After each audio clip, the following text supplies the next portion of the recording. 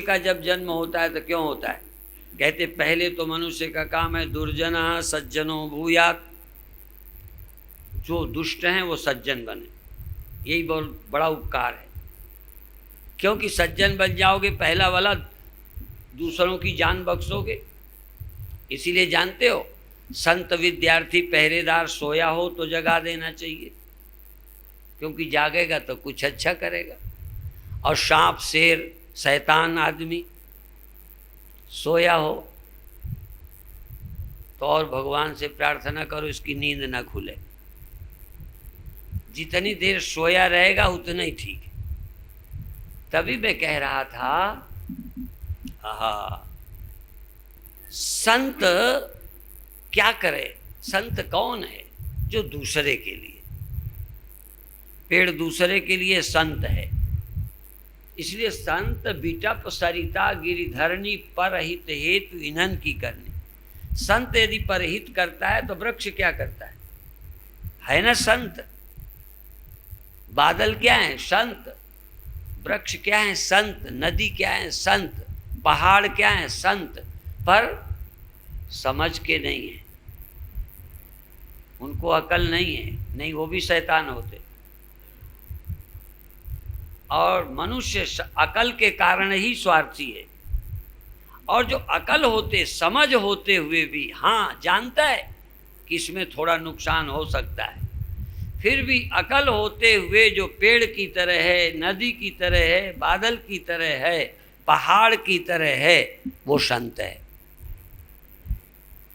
अच्छा ये बताओ, यदि अकल होते हुए अपना कोई स्वार्थ ही नहीं है औरों के लिए, तो मुक्ति क्या है? ये मुक्ति नहीं है। तो जो परोपकार में रत है, जिसका अपना स्वार्थ नहीं है, मैं लिखित दे सकता हूं कि तुम मुक्त हो और मुक्त ही होगे। तुम्हें मुक्ति ढूंढने की जरूरत नहीं है। मदन मोहन मालवीय जब विश्वविद्यालय का निर्माण कर रहे थे, विश्वविद्यालय तब काशी के बाहर माना जाता था। जैसे ये लगाकर सप्त सौरवर से और वो कनखल तक ये सारी गंगा है, यहाँ कहीं स्नान करो तो एक समान पुण्य मिलेगा, कुंभ क्षेत्र। इसी तरह किस आश्रम में किस जगह रावटी लगाएं तो कुंभ में निवास मानोगे।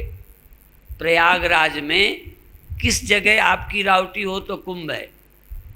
4, 6, 10 किलोमीटर तक कहीं भी निवास करोगे कल्पवास माना जाएगा। ठीक है, तो जैसे ये है तीर्थ है, इस तरह से हमको सोचना है। इसी तरह से वो काशी, पहले विश्वविद्यालय काशी क्षेत्र के बाहर था, अब शायद वो काशी में माना जाता है, मुझे मालूम नहीं। तो कहा गया, वृद्ध हो गए थे, बीमार थे, शरीर छूटने की संभावना थी। मदन मोहन मालवीय से पूछा गया कि तुम्हारे शरीर को काशी ले चलें, काश्याम मरणान मुक्ति, काशी में मरने से मुक्ति होगी।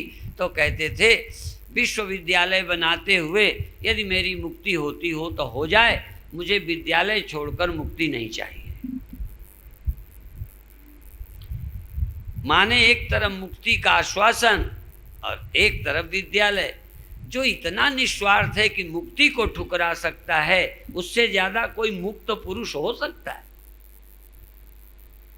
आप क्या समझते हो? मुक्ति को चाहने वाले मुक्त हैं अभी? मुक्ति को भी न चाहे तभी तो मुक्त है। इसीलिए एक श्लोक में बोला करता हूं, केचिद भुक्तिमिच्छन्ति मुक्तिमिच्छन्ति चापरे। केचिद भुक्तिमिच्छन्ति, कोई तो भोग चाहता है, मुझे ये मिले ये मिले, और मुक्तिमिच्छन्ति चापरे, कोई मुक्ति चाहता है। पर भुक्ति मुक्ति निराकांक्षी बिरलो ही महाशय। जिसको भुक्ति भी नहीं चाहिए, मुक्ति भी नहीं चाहिए, ऐसा तो कोई बिरला पुरुष होता है। जैसे रामायण की ये चौपाई या दोहा, क्या? धर्म नार्थ न काम रुचि, गति न चाहो निर्वाण, चार चीजें हैं चाहने की, धर्म अर्थ काम। धर्म न अर्थ न काम रुचि, गति न चाहो निर्वाण। मैं निर्वाण भी नहीं चाहता, कुछ भी नहीं चाहता, न पैसा चाहता हूँ, न काम सुख चाहता हूँ, न मान आदि चाहता हूँ, कुछ नहीं चाहता। धर्मात्मा भी नहीं कहलाना चाहता, कोई इतनी भी इच्छा नहीं है, अब मुक्ति भी नहीं चाहता। तो फिर क्या चाहते हो? जन्म जन्म रति राम पद यह वरदान नान। मेरा जन्म जन्म सत्य से, भगवान से, ब्रह्म से, आत्मा से प्रेम, बस। बताओ, अब भगवान के चरणों में जिसे प्रेम है और कुछ चाहिए नहीं, उसे मुक्ति की जरूरत है क्या? बंधन ही नहीं। बंधन तो था अर्थ का, काम का, धन का, पद का, प्रतिष्ठा का, देह का, मरने का। ये जब चाहिए कुछ नहीं, बार बार जन्मना और मरना भी स्वीकार। जन्म जन्म मैं बार बार जन्मूं फिर रहूं, देह रहे, और देह रहे तो मौत होगी, रहे पर फिर भी राम के स्मरण का इतना प्रताप कि बंधन क्या है? असल में परमात्मा का विस्मरण ही बंधन, परमात्मा का स्मरण ही मुक्ति है। तो बधाई के पात्र हो आप। ये एडमिशन सभा है, समझिए, प्रवेश दिन। अभी आपको बहुत कुछ जानना है। क्या जानना है? दुनिया में रहते तुमको बंधन न हो, निर्द्वंद, निर्द्वंद, सब सम बराबर, पूरी गीता तुम्हारा जीवन हो, तुम चलती फिरती गीता की पुस्तक हो। गीता अलग न रहे, आम आदमियों की गीता अलग, ज्ञानी स्वयं गीता, चलती फिरती जीवित गीता। क्या द्वंद्व, क्या जन्म, क्या मरण, क्या संयोग, क्या वियोग, क्या हानि, क्या लाभ, क्या शत्रु, क्या मित्र, क्या मेरा, क्या तेरा। इतना ऊंचा विज्ञान, इतनी ऊंची विद्या पढ़कर चलते फिरते समता की मूर्ति, ज्ञान की मूर्ति, मुक्त, चलते फिरते मुक्त पुरुष।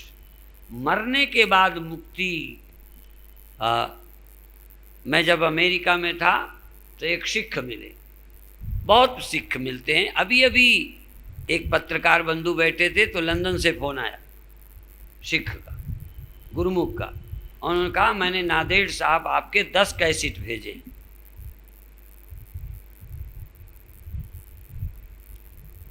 तो क्यों? तो वो कह रहे थे गुरबाणी का ये शब्द है कि जीवत समझो, जीवत बूझो, जीवत करो प्रयासा, मोया मुकत जो कहे झूठा दे धरवासा। मरने के बाद मुक्ति। कोई ये कहे डॉक्टर कि मैं तुम्हारा इलाज करता हूँ, रोगी कहता है अभी कोई आराम नहीं है, कहने कोई चिंता न करो, फिर और इलाज कराए, कहना अभी कोई लाभ नहीं हो, कहने कोई चिंता न करो, मरने के बाद बिल्कुल ठीक हो जाओगे। मरने के बाद ठीक हो जाए ऐसा डॉक्टर? इसी तरह ओ कहते हैं अभी तो तुम चिंता में रहोगे, मरने के बाद मुक्त हो जाओगे। चिंता अभी, भय अभी, जन्म मरण का ख्याल अभी, और जन्म मरण का ख्याल जाएगा मरने के बाद। यहीं जल में नाव, नाव में बैठे नाक में पानी जा रहा है, कहन जब पार चले जाओगे तब। नाव में बैठे हैं कि सागर में रहते भी सागर मुझे न डुबा सके। नाव इसीलिए होती है, सिर्फ किनारे ले जाने के लिए नहीं, मैं वहाँ भी रहूँ तब भी मुझ में जल मुझे न डुबाए। ये ब्रह्म ज्ञान, आत्मज्ञान मरने के बाद ही काम नहीं आता। किनारे पहुँच जाने में तो कोई भी न डूबेगा। जहाँ संसार है यहाँ मैं अप्रभावित रहूँ, ब्रह्मज्ञानी सदा निर्लेप, जैसे जल में कमल अलेप। शरीर रहते, संसार रहते, समाज रहते, काम काज करते, दुकान धंधा करते मैं अलिप्त रहूं। और कुछ लोग सोचते हैं कि तैरने की प्रैक्टिस जमीन में करेंगे। तैरना कहाँ सीखोगे? जमीन में। एक कहने लगा मुझे पहले तैरना सिखा दो तब पानी में उतरूंगा। जन्म के बाद, जन्म के पहले, मृत्यु के बाद तुम्हें सिखाएंगे। जल में ही रहकर तैरना सीखना है। ऐसे ही संसार में रहकर मुक्त होना सीखना है। परिवार में रहकर, समाज में रहकर, घर में रहकर, काम काज में रहकर मुक्त रहना सीखना है। भगवान कृष्ण काम धाम छोड़कर, राम कृष्ण राम भगवान काम काज छोड़कर, बड़े बड़े अवतार लोग काम छोड़कर मुक्त नहीं हुए, काम करते। जनक, इसीलिए गीता में कृष्ण भगवान जनकादयः, जनक आदि का उदाहरण देते हैं। सुखदेव वामदेव जड़ भरत का नहीं देते। माने कृष्ण भगवान का भी इरादा ये है कि बाबा बन के मुक्त न हो। काहे रे बन खोजन जाई, सर्वनिवासी सदा अलेपा तो ही संग समाई। उप मध्य ज्यों बास बसत है, मुकुर मध्य जस छाई। तैसे ही हरि वसय निरंतर, घट ही खोजो भाई। बाहर भीतरे को जानो, ये गुरु ज्ञान बताई। जन नानक बिन आपा चीने, मिटे न भ्रम की काई। क्या आप शरीर छोड़कर मुक्त होंगे? तब प्रैक्टिस कराएंगे। जब शरीर न रहेगा तब हम सुनाएंगे, तब तुम सुनोगे। ठीक? गुरु जी के भी शरीर न हो, तुम्हारे न हो, फिर हम कथा करेंगे, तुम सुनना। जब खाना पीना बंद हो जाए, आँख कान ना रह जाएं, तब हम तुम्हें सुनाएंगे, तब तुम सुनना। जब सिर डोलने लग जाए, समझने की अकल न रह जाए, तब हम योगाभ्यास सिखाएंगे। हाँ, शरीर रहते, इंद्रियां रहते, खाते पीते जीते, परिवार में रहते मुक्त होना। इसीलिए हसंदियाँ खिलंदियाँ, हंसते खेलते खाते जीते, बिचे होवे मुक्ति। यही बीच में मुक्ति की जरूरत है। और युक्ति में मुक्ति, युक्ति में मुक्ति करते हैं संत सुजान। जो ज्ञानी लोग हैं युक्ति में मुक्ति कर देते हैं। मेरे गुरुदेव एक दृष्टांत सुनाया करते थे कि एक राजा ने कुत्ता पाला था। अमेरिका में कुत्तों से बहुत प्यार है लोगों को। वहाँ बूढ़े माँ बाप की उतनी वैल्यू नहीं है जितने कुत्ते की है। तो उसको कुत्ते से बड़ा प्यार था। कुत्ता बीमार हो गया। वहाँ कुत्ता बीमार हो तुरंत अस्पताल ले जाएंगे, डॉक्टर बुलाएंगे, बड़ा ख्याल करते हैं। तो इसी तरह से उसको राजा को कुत्ते से बड़ा प्यार था। और वो जब बीमार हुआ तो उसने कहा भाई इनका ख्याल करो, इलाज करो। और ये साथ में कह दिया कि यदि कोई गड़बड़ हो जाए, मर जाए, कुछ हो तो तुरंत खबर करना। यदि खबर नहीं की तो सबको मार दूंगा, और यदि मरने की खबर दी तो मरने की खबर पाते जो खबर देगा उसे मार दूंगा। अब लो खतरा, खबर दे तो एक को खतरा, ना दे तो सबको खतरा। और सचमुच कुत्ता मर गया। अब क्या करें? कोई कहे तुम जाओ, कहना हमारी जान है क्या ज़्यादा इफरात, तुम जाओ। फिर जब कोई ना कहे, कहने लगे हम अकेले क्यों मरे, मरें तो सब मरेंगे। अकेले मरने को तैयार नहीं, सब मरने को राजी। फिर एक बूढ़े को कहने लगे तुम्हें तो वैसे भी मरना है, तुम ही चले जाओ। पर एक दिन भी पहले बूढ़े को भी मरा जाता तो नहीं। एक दिन के लिए तो महाराज बम्बई, कलकत्ता, अमेरिका जाते हैं 1-2 महीने बचने का। अरे मरना ही है तो 1-2 महीने पहले पीछे में क्या फर्क। पर समझाओ कितना, पर मन मानता नहीं। फिर भी एक बूढ़ा राजी हो गया। वो जा कर के दरवाजा खटखटाया, राजा की नींद खुली तो राजा पूछा क्यों, कुत्ता मर गया क्या? नहीं बोला। कहें क्यों, कुत्ता मर गया क्या? कैसे आए, कुत्ता मर गया क्या? कहने लगे मैं नहीं कह सकता, जो आप कहते हो वही है।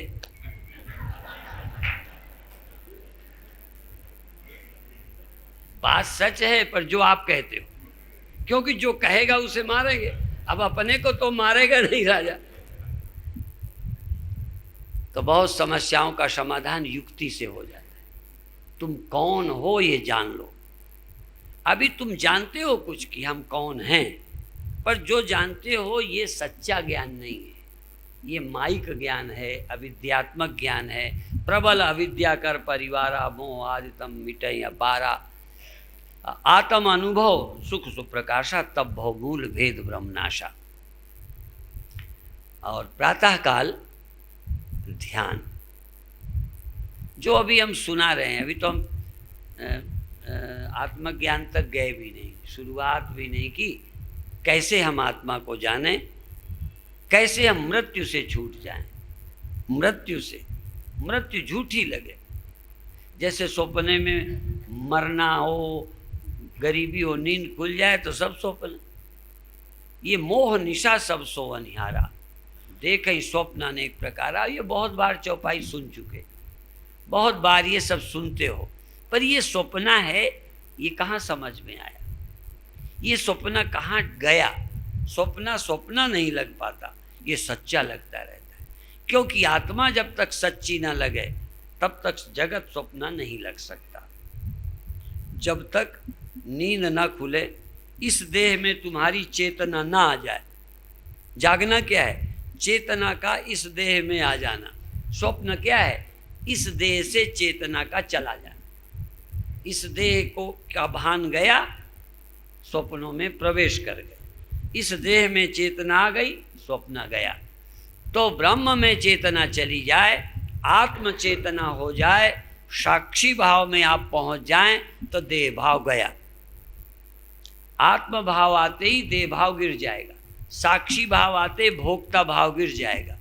अजन्मा अविनाशी अनाद्यनंत चैतन्य का बोध होते, नित्य चैतन्य का बोध होते ही चेतन में अनित्यता का भ्रम टूट जाएगा। चेतन यदि नित्य है तो अनित्यता का भ्रम टूटेगा। मेरे गुरुदेव कहते थे कि तुम चेतन हो तो जड़ गया, चेतन हो तो, अब ये देखो, तुम साक्षी हो तो परिणाम विकार गए, तुम अजन्मा अविनाशी हो तो जन्म मरण गया।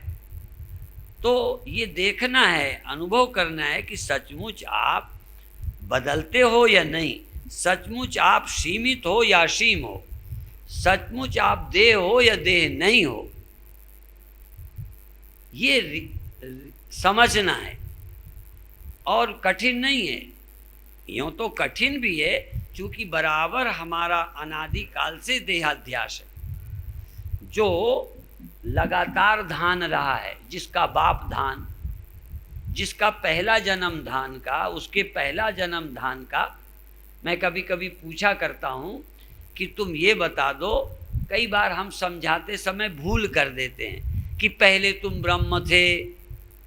हाँ, गुरुदेव इस कीर्तन का खंडन करते थे, स्वयं सच्चिदानंदा भूल कर भयो बंदा, कहते थे नहीं, यदि सच्चिदानंद था तो भूल कर बंदा बन गया, ये गलत है। वो कैसे भूल जाएगा? और यदि पहले सच्चिदानंद भूल कर बंदा बन गया तो अब सच्चिदानंद जानने के बाद भूलेगा क्यों नहीं? तो हम लोग क्या कहते हैं कि कभी भी कोई भी, ये जो धान है, कोई भी धान चावल से नहीं पैदा हुआ, हो ही नहीं सकता। धान से ही धान हुआ है, और पहले वाला धान भी धान से ही हुआ है, उसके पहले वाला और पहले वाला धान से ही धान हुआ है, कोई चावल से धान नहीं हुआ। परंतु फिर प्रश्न होता है कि यदि धान से ही धान है तो चावल हो ही नहीं सकता। यदि जीव ही से जीव होता आया, जीव ही जीव होता आया, शुरू से अनादिकाल से ही जीव है, तो ये ब्रह्म नहीं हो सकता। दूसरा तर्क है ये। तो हम लोग ये कहते हैं कि धान से धान होता आया है, पर धान चावल हो सकता है। और यदि एक बार चावल हो जाए तो दोबारा धान, इसलिए हम पहले ब्रह्म थे ये बताना ही गलत है। हम जीव पहले भी थे, हमको किसी ने बनाया नहीं, हम जीव से ही जीव बनते चले आए हैं, पर एक बार देहाभिमान रहित होकर जीव भाव का त्याग करके साक्षी भाव को प्राप्त कर लें तो दोबारा देह भाव को फिर हम कभी प्राप्त नहीं हो सकते, फिर पुनर्जन्म नहीं हो सकता। इसलिए भगवान कृष्ण ने कहा अप्राप्य माम निवर्तन्ते, जो मुझे प्राप्त नहीं करते वही बार बार संसार में आते हैं, और न सा पुनरावर्तते, वो फिर लौट कर जन्म नहीं लेता। माम उपेति तु कौन्तेय पुनर्जन्म न विद्यते, गीता कहती है मुझे प्राप्त होकर दूसरा जन्म नहीं होता। तो ये एक पद्धति है, परंतु तुम वो भी छोड़ दो। एक बार तुम चावल हो जाओ, फिर होगे ना होगे वो भी चक्कर छोड़ो। एक बार तुम ब्रह्म ज्ञान को प्राप्त कर लो, देहाभिमान से छूट जाओ, मुक्त जीते जी मुक्त हो जाओ। आगे की बात क्या करनी। आगे तो कई लोग कहते हैं कि न जाने तब भी तो न मरेंगे,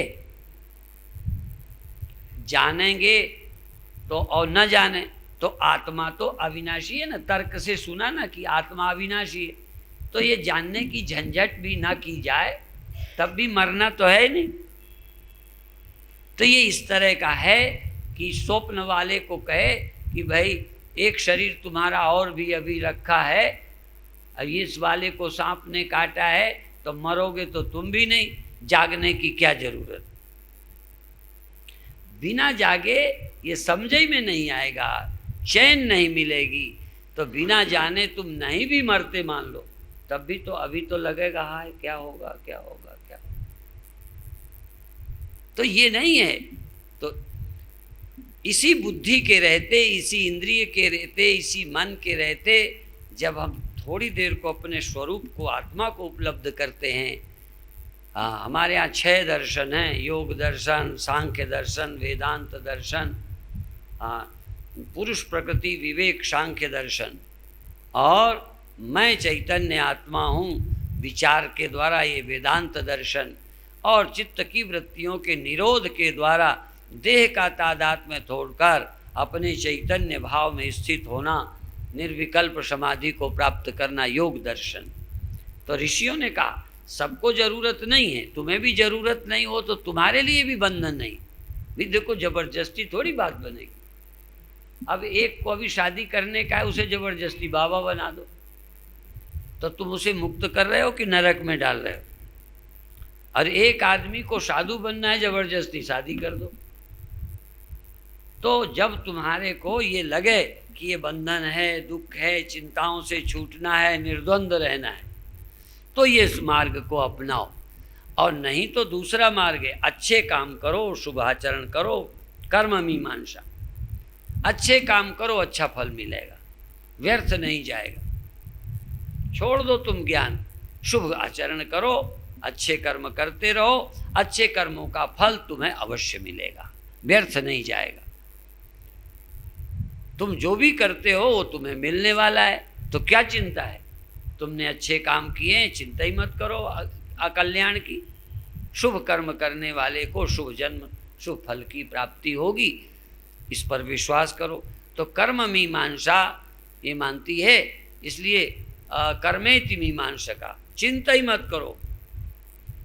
बैंक में तुम्हारा रुपया जमा है, यदि मैनेजर भी मर जाए तो रुपया जब्त होगा। बोलो, ट्रांसफर हो जाए मैनेजर का तो वो एक विभाग है, तुम्हारा रुपया जमा है तुम्हें मिलेगा। कोई मरे, कुछ भी होता रहे, तुम्हारा जो कर्म है उसका फल तुम्हें मिलेगा, किसी और को जाने वाला नहीं है। और आज भी जो तुम्हें मिल रहा है, पत्नी से मिल रहा, पति से मिल रहा, नौकर से मिल रहा, सुख मिल रहा, दुख मिल रहा। पत्नी नहीं तुम्हें दुख देती, पति नहीं दुख देता, पड़ोसी नहीं देता, तुमने जो किया है वो तुम्हें मिल रहा है। ये छोड़ दो कि ये देता है, ये खराब है। वो खराब तुम्हें क्यों मिला, तुम्हारा किया हुआ है। काहू न को सुख दुख कर दाता, निज कृत कर्म भोग सब भ्राता। गणित की तरह सिद्धांतों को मानो, ये नहीं कि थोड़ा थोड़ा 50-50, थोड़ा मानते हो थोड़ा नहीं मानते। कर्म का सिद्धांत है कि जो तुम्हें मिल रहा है, चाहे किसी से मिल रहा है, तुम्हारा किया हुआ तुम्हें मिल रहा है। अब काहे रो रहे हो, बिल्कुल निश्चिंत हो जाओ, ये सोचो ही मत कि ये मेरे लिए बहुत हैं, ये ऐसे हैं। अपना किया है, रोग बन के मिलेगा, चोर बन के मिलेगा, सज्जन बन के मिलेगा, पुत्र बन के मिलेगा, नौकर बन के मिलेगा, पड़ोसी बन के मिलेगा, तुम्हारा किया हुआ तुम्हें मिलेगा। और आगे भी यदि अच्छा चाहते हो तो अच्छा काम करो, किसी की तरफ भलाई कर भला होगा, बुराई कर बुरा होगा, कोई देखे न देखे पर खुदा तो एक। तो अच्छे कर्म करिए, निश्चिंत रहिए, चिंता ही मत करिए, किसी के भरोसे सर्टिफिकेट की नहीं कि कोई हमें मुक्त होने का सर्टिफिकेट देवे। तुम किसी की तरफ ताको कि स्वामी जी हमको एक ताबीज़ दे दो, है कुछ नहीं। अपने कर्म पर विश्वास करो, एक। दूसरा, आत्मज्ञान पर विश्वास करो, अनुभव करो, जीते जी मुक्त हो जाओ और कोई तुमको करने धरने वाला नहीं है। तीसरा एक सिद्धांत है ईश्वर पर विश्वास, ना कर्म पर, ना कर्म पर, ना ज्ञान पर, ईश्वर पर विश्वास। उसने जन्म दिया है, ये न पूछो कि मरकर किधर जाएंगे, हमारा कोई इरादा भी नहीं, हमें कोई पूछने की ज़रूरत नहीं। हमारा भगवान है, इसने दुनिया में भेजा है, उसका प्रयोजन उसे पता है। हमने बल्ब लगवाया है, क्यों लगवाया है ये बल्ब को नहीं मालूम, रोशनी को नहीं मालूम, हमको मालूम। हम एक रोशनी है भगवान की, हम एक भगवान के बल्ब हैं। वो जरा जड़ प्रकाश है, हम चेतन प्रकाश है। उसको अकल नहीं, हमें अकल है। इसीलिए उसको अकल नहीं है, उसे पता भी नहीं कि किसी ने लगवाया है, उसे ये भी पता नहीं कि हम जलाए गए। पर हम हैं तो जानवर भी हैं, पर जानवरों को भी पता नहीं हमको भगवान ने पैदा किया है पता? मेरे अंदाज में नहीं है, हो तो हो। तो जानवरों को ये नहीं भरोसा कि भगवान ने भेजा है, पेड़ को नहीं भरोसा कि हमको भगवान ने पैदा किया है, नदियों को नहीं मालूम कि हमको किसने पैदा किया है, क्यों किया है। पर निश्चित नदियाँ किसी प्रयोजन से बनी, बादल किसी प्रयोजन से बने, पेड़ किसी प्रयोजन से बने, पशु किसी प्रयोजन से बने। जिसने बनाया वो जानता है प्रयोजन। तो हमको भी बनाने वाला क्यों बनाया है उसको मालूम है, हम नहीं कुछ जानते, पर बनाने वाला है, उसने भेजा है, उसकी कोई योजना थी, उसकी योजना के तहत आए हैं और उसकी योजना के तहत वापस बोलो हो जाएंगे। हमारा क्या, हमारी कोई योजना नहीं, उसकी योजना है। जैसे बल्ब जलाने की योजना बल्ब की है, बोलो रोशनी की है, नहीं, तार किसने लगवाए, भले इनको नहीं मालूम। पर यदि इसको सोचने की अकल होती, सोचने की अकल नहीं एक, पर ये जीने लगे अकल ना हो दो, और जिए भी और अकल भी हो, तो फिर बुझने को डरे ना कि डरे, जलने को बुझने को राजी है उसी में जिसमें तेरी रजा है। यहाँ यूं भी वाह वाह है और यूं भी वाह वाह है। ये भक्ति की पराकाष्ठा है, भक्ति की। एक कहानी कहकर समाप्त करता हूँ कि एक नदी में कुछ लोग जा रहे थे नाव में, एक महात्मा जी भी बैठे थे। तूफान आ गया, वर्षा होने लगी, नाव में पानी जाने लगा, तो सारी जनता डरी, चिल्लाई, घबराई और नाव का पानी बाहर फेंकने लगे कि नाव न डूब जाए। तो एक महात्मा जी अपनी चिप्पी सी कमंडल से पानी नाव के भीतर डालने लगे। तो लोगों ने कहा बाबा ये क्या करते हो, सुने ही नहीं। उनका बाबा तुम्हें मरने की परवाह नहीं, हमें तो है, हमें तो बचने दो, फिर भी सुने ही नहीं। थोड़ी देर के बाद पानी वो फेंकते रहे, ये अंदर वो बाहर। थोड़ी देर में वर्षा बंद हो गई, तूफान बंद हो गया, राहत मिल गई, जनता ने पानी फेंकना बंद कर दिया, अब चैन हो गई। तब महात्मा जी ने फिर नाव का पानी बाहर फेंकना शुरू किया। कहने लगे बाबा का पूरा ही दिमाग गड़बड़ है, पहले अंदर डाल रहा था अब बाहर डाल रहा है। कहते हैं ठीक हो? कहने लगे हाँ बिल्कुल ठीक है। कहने ये क्या कर रहे हो, ये कर क्या रहे थे? कहने लगे पहले मुझे लगा, मुझे अकल कम है, पर मुझे ये लगा कि वो डुबाना चाहता है, तो मैंने कहा मैं भी साथी हूँ तेरा, तू डुबाना चाहता है तो हम डूबने को तैयार हैं, देखा अब नहीं डुबाना चाहता तो हम बचाने को तैयार हैं, राजी हैं हम उसी में जिसमें तेरी रजा है। यहाँ यूं भी वाह वाह है और वो भी वाह वाह है। ये भक्ति का सिद्धांत है, कर्म का सिद्धांत है और योग का भी और एक तत्व ज्ञान का। इन चार में से कोई एक चीज़ तुम्हारे हाथ आ जाए, भक्ति आ जाए, कर्म का सदाचार आ जाए, योगाभ्यास आ जाए या ब्रह्म ज्ञान हो जाए, बेड़ा पार है। प्रातःकाल योग का ध्यान का अभ्यास कराएंगे। ओम शांति शांति शांति।